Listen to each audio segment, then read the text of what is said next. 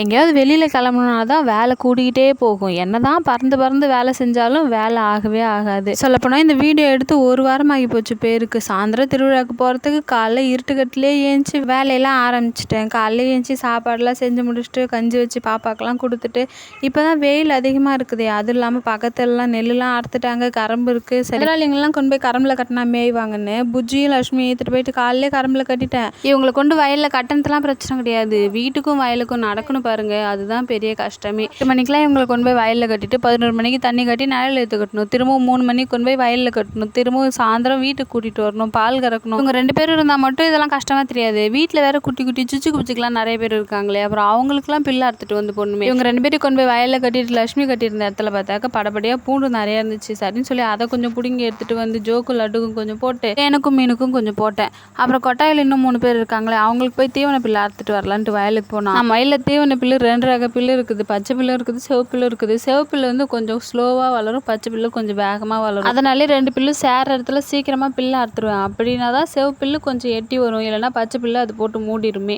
இப்போ இம்புட்டு எதுக்காக சொல்கிறேன்னா, 2 ஜாயின் பண்ணுற இடத்துல சிவப்பு பில்லு கடைசி 2 காலம் அறுத்துட்டேன். கடைசி ஒரு 10 குத்துட்டு தான் இருக்குது. அங்கே போய் பார்த்தாக்கா இந்த மாதிரி கூடு கட்டி வச்சுருக்குறாங்க. இந்த சிவப்பு மூட்டை 3 இருக்குது. நானும் ஒரு 15 நாளாக பார்த்துட்டு இருக்கிறேன். அந்த முட்டை பொரியிற மாதிரியே தெரியல. எத்தனை நாளாக தான் இவங்க குஞ்சு பொரிப்பாங்கன்னே தெரியல. நானும் ஒதுக்கி ஒதுக்கி விட்டுட்டு சரி குஞ்சு பொரிச்சு போனால் நல்லாயிருக்கும் அப்படின்னு பார்த்துட்டு இருந்தா இவங்க எடைய போகிற மாதிரியே தெரியல.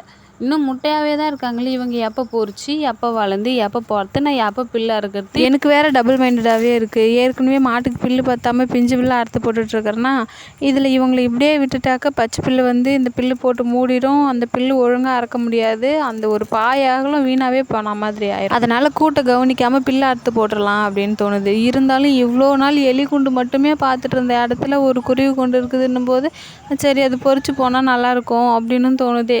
என்ன தான் பண்ணுறதுனே தெரியல. நீங்களே கமெண்டில் சொல்லுங்கள், என்ன பண்ணலாம்? அதுக்கு பொறுக்கிட்டோன்னு அப்படியே விட்டு வைக்கலாமா, இல்லை சரி வேணாம் பில்லு வளரட்டும் அப்படின்னு அறுத்து போட்டுடலாமா? ஏற்கனவே சொன்ன மாதிரி இந்த வீடியோ வேறு எடுத்து ஒரு வாரம் ஆகுதா. இப்போ 20 நாளைக்கு மேலே ஆகிடுச்சு அந்த முட்டை வச்சு. நான் பார்த்தேன் அதுக்கு முன்னாடி அப்போலேருந்து இருக்குதுன்னே தெரியல. சரி என்ன இருந்தாலும் இன்னும் ஒரு வாரத்தில் பார்த்துக்கலாம் அப்படின்னு சொல்லிட்டு பில்லெல்லாம் அறுத்து எடுத்துகிட்டு வந்து வீட்டில் இருக்கிறவங்களுக்குலாம் போட்டு பார்த்தாக்க பக்கத்து வயலில் நெல் அறுக்கிறதுக்கு வண்டி வந்துருந்துச்சு. அதை கொஞ்ச நேரம் வேடிக்கை பார்த்துட்டு இருந்தேன்.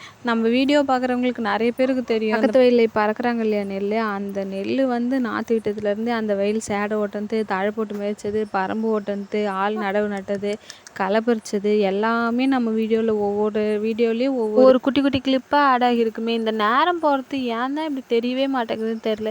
இப்போ தான் காலையில் எல்லாரையும் கொண்டு வந்து கரம்பில் கட்டி வீட்டுக்கு போன மாதிரி இருக்குது. அதுக்குள்ளே 10-11 மணி ஆகிடுச்சு. அப்புறம் திரும்ப 2 பேரையும் ஏற்றுட்டு போயிட்டு ஒருத்தர் இங்கே வயல்லையே கட்டி போட்டு புஜ்ஜுமா தான் கண்ணு போடுற மாதிரி இருக்குது. அதனால் அவளை இழுத்துட்டு போயிட்டு காவாயில் தண்ணி கட்டி கடுத்தருவில் இழுத்துட்டு வந்து கட்டிட்டேன். அப்புறம் வீட்டில் இருக்கிறவங்களாம் தண்ணி கட்டி மாற்றி கட்டி தீனி போட்டு வீட்டுக்கு வந்து பார்த்தா மேடம் நல்லா தூங்கிட்டு இருந்தாங்க. இப்போலாம் பகலில் நல்லா தூங்க வேண்டியது நைட்டெல்லாம் என்னை தூங்க விடாமல் டார்ச்சர் பண்ண வேண்டியது. அந்த மாதிரி விளையாடிட்டு இருக்கிறாங்க. ஏந்திர பாப்பா சாப்பிடு பாப்பா நீ எழுப்பினா ஒரே அழுக. சோறும் சாப்பிடல ஒன்றும் சாப்பிடல அழுதுகிட்டே. அப்புறமா கொஞ்சம் ஜூஸ் போட்டு குடிப்பாட்டிட்டு அப்புறம் வீட்டில் கொஞ்சம் வேலை இருந்துச்சு. அந்த வேலையெல்லாம் முடிச்சுட்டு 3 மணி ஆகிடுச்சு. 3 மணிக்கு திரும்பவும் இவங்கெல்லாம் கொண்டு போய் கரம்பில் கட்டிட்டு அவங்களுக்குலாம் தீனி அறுத்து போட்டு ஈவினிங் தான் ஃபங்க்ஷன் போகிறலாம். அதனால இருக்கிற கனகாம்பரம் பூவெல்லாம் பறித்து காட்டலான்னு போய் செடியை பார்த்தா ஒரு 4 நாளாக பூ பறிக்கவே இல்லை. அதனால எவ்வளோ பூ உதிர்ந்து எல்லாத்தையும் பொறுக்கி எடுத்துகிட்டு இருக்கிற மாதிரி ஆகிப்போச்சு. தண்டு கொஞ்சம் முத்தினா மாதிரி ஸ்ட்ராங்காக இருந்துச்சுனாக்கா அந்த பூவெல்லாம் பொறுக்கி பூ கூட சேர்த்து வச்சா ஒன்றும் ஆகாது. கொஞ்சம் குழவழன்னு இருக்கிற மாதிரி தண்டு பூவாக எடுத்தனாக்கா அது காஞ்சி போன மாதிரி தனியாக தெரியும். நல்லா இருக்கிற பூவெல்லாம் எடுத்துகிட்டு வந்து கட்டி வச்சுட்டு அப்புறம் நைட் தீனி எல்லாருக்கும் போகிறதுக்கு போய் பிள்ளை எடுத்துகிட்டு வந்து வச்சுட்டு லட்சுமி பூஜ்ஜியும் ஏற்றிட்டு வந்து தண்ணி கட்டி பால் கறந்துட்டு எல்லாருக்கும் தீனி போட்டு திருவிழாக்கு கிளம்பி போயிட்டோம். திருவிழானா இன்றைக்கி தேர்லாம் எடுக்க மாட்டாங்க, ஒலி காட்சி சொல்லிட்டு வைப்பாங்க. இந்த ஊருக்கு தேர் திருவிழா பார்க்க வர்றதை விட ஒலி காட்சி பார்க்கறதுக்கு வர சுற்று வட்டார ஊர் மக்கள் தான் அதிகமே. நல்லாயன் ஒலி 300 நடிகர்கள் 30 மேடைகள். உங்களுக்கு பார்க்கணுன்னு ஆர்வம் இருந்துச்சுன்னா கார்மேல் மீடியா இளையாங்கன்னு அவங்க புது சேனலே வச்சுருக்காங்க. நீங்கள் அங்கே போய் விசிட் பண்ணி பாருங்கள். நல்லாயன் ஒலி லைவ் இருக்குது. அது மட்டும் இல்லாமல் அவங்க டெய்லி வைக்கிற மாசு அது எல்லாமே போட்டுட்ருக்காங்க. நீங்கள் உங்களுக்கு விருப்பம் இருந்தால் போய் செக் பண்ணி பாருங்கள். நாங்கள் என் தம்பியோட மாமியார் வீட்டுக்கு தான் திருவிழாவுக்கு போயிருந்தோமே. அங்கே போய் நல்லா ஃபுல் கட்டிட்டு கரெக்டாக ஓப்பனிங்க்கு ஒலி காட்சி பார்க்க நாங்கள் போயிட்டோம். நான் இவ்வளோ தூரத்துலேருந்து வீடியோ எடுக்கும்போது அந்த சவுண்டு எவ்வளோ சூப்பராக கேட்குது பார்த்தீங்களா. கொஞ்சம் நேரம் பார்த்துட்டு வீட்டுக்கு கிளம்பிட்டோம். அப்புறம் புஜ்ஜு கண்ணு போடுற மாதிரி இருக்குதுல்ல, வீட்டுக்கு போய் அதை பார்க்கணும் அப்படின்னு சொல்லிட்டு கடைவீதி பக்கம் வந்தால் கொஞ்சம் கூட்டமாக இருந்துச்சு. அதனால சென்டரில் நின்று எதுவுமே வாங்க முடியல. கடைசியாக வந்து